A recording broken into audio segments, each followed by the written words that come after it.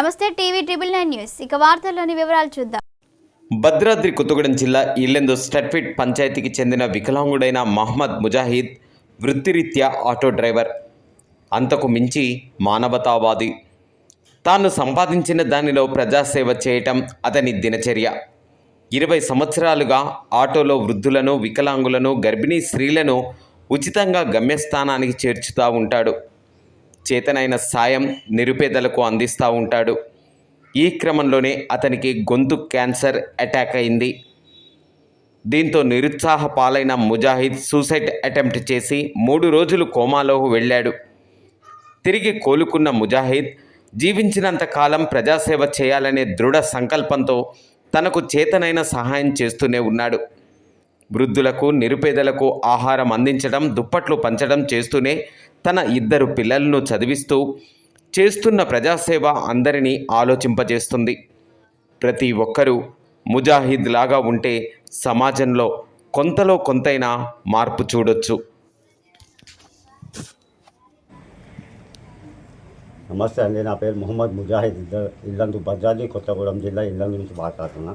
నాది అడ్రస్ కొత్త బస్టాండ్ అడ్డ ఆటో డ్రైవర్ని. నా బస్తీ సర్కిల్ బస్తీ, గ్రామ పంచాయతీ రొంపేడు. నేను ఒక వికలాంగుని, 20 సంవత్సరాల నుంచి ఆటో నడుపుతున్నా. ఎవరు హెల్ప్ చేయాలన్నా చేయలేదు. అదే ఫైనాన్స్లో ఆటో తీసుకొని నడుపుకుంటున్నా. నేనే ఇంత బీదోని, నాకంటే బీదోళ్ళు చాలామంది ఉన్నారు. రోడ్ల మీద అన్నం తినడానికి లేక ఒక్కొక్కరు బాధపడుతున్నారు. ఈ చలికాలం వచ్చింది, దుప్పట్లు లేక కూడా చాలామంది బాధపడుతున్నారు. నేను ఆటో నడుపుకుంటూ నాకు మౌత్ క్యాన్సర్ వచ్చింది. అయినా కూడా పోయిన సంవత్సరం జనవరి 4వ తారీఖు ఆపరేషన్ అయింది. సక్సెస్ కాలేదు. ఎప్పుడు ఉంటానో ఎప్పుడు పోతున్నో తెలియదు. అయినా ఉన్న 4 రోజులు ప్రజాసేవ చేయాలనేసి రోజు వచ్చి దాంట్లో 10 రూపాయలు, 20 రూపాయలు పెట్టుకుంటా, పక్కన పెట్టుకుంటా. ఇట్లా దుప్పట్లని, చెప్పులని, అన్నదానం అని కార్యక్రమం చేస్తాను. నన్ను చూసి ఊరికొక్కళ్ళన్నా బయటికి రావాలి. డబ్బు లాకర్లలో దాచుకుంటే, బ్యాంకులలో దాచుకుంటే మనకేం రాదు. ప్రజలకు తీసుకోవాలి. మనం చచ్చిపోయిన రోజు ఏమీ రాదు, రూపాయి రాదు. నాకు ఫైనాన్స్ ఉన్నాయి, పర్సనల్ లోన్లు ఉన్నాయి, అన్నీ ఉన్నాయి. అయినా కూడా నేను అవి కట్టుకుంటా, ఇవి చేసుకుంటా. వచ్చి దాంట్లో ఒక పూట ఉపాసం ఉండైనా బీరులకు తింపేయాలని వచ్చేసాను. గర్భిణీ స్త్రీలకు, వికలాంగులు పోతుంటే వాళ్ళ డబ్బులు లేకపోతే చాలామంది బాధపడుతున్నారు. వికలాంగులు బస్టాండ్లో దిగి మన గవర్నమెంట్ హాస్పిటల్ అంటే ఒక ఆటో అయినా 20 అంటాడు, ఒక ఆటో అయినా 30 అంటాడు. లెక్క డబ్బులు ఎక్కించుకోవడానికి కూడా ఎవరు ఆటో వాళ్ళు ఎక్కించుకుంటే వాళ్ళకి వెళ్ళడానికి ఏం లేదు, తినడానికి వాళ్ళకి రాదు.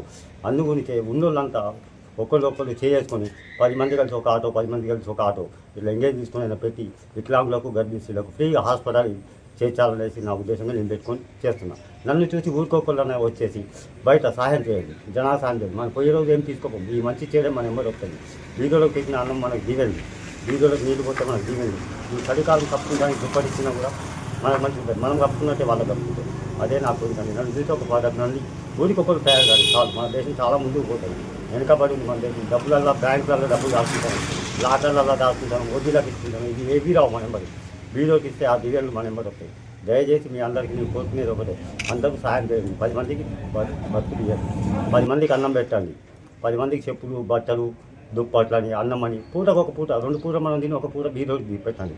ఆ దివ్యాలు వస్తాయి మన ఎంబడి. మన పిల్లల గురించి, మన బంధువుల గురించి అన్నీ మనం సంపాదించుకొని మనం తీసుకొని మనం పోయేటప్పుడు ఏమీ తీసుకోము. ఉత్త చెరువుతోనే వచ్చినాం, ఉత్త చెరువుతోనే పుట్టినాం, ఖాళీ చెరువుతున్నాం. మరి పోయేటప్పుడు కూడా ఖాళీ చెరువుతోనే పోతాం. మనం ఏమి తీసుకురాలేదు, ఏమి తీసుకోలేదు. దయచేసి అందరూ నన్ను చూసి, నేను ఒక వికలాంగులు ఉన్నాయి, మౌత్ క్యాన్సర్ ఉంది, 2 ఉండి కూడా అప్పుల బాధలు ఉన్నాయి, ఫైనాన్స్ ఉన్నాయి, పర్సనల్ లోన్లు ఉన్నాయి, అన్నీ ఉండి కూడా నేను చేస్తాను. నన్ను చూసి మీరు ఉన్నోళ్ళు కూడా కొంచెం నన్ను చూసి చేయండి. దయచేసి దండం పెడతాను, మాట్లాడతాను. ఎంతవరకు వార్తలు ఇంతటితో సమాప్తం. మళ్ళీ తిరిగి ప్రసారం అయ్యే టీవీ ట్రిబుల్ 9 న్యూస్లో కలుద్దాం. అంతవరకు సెలవు.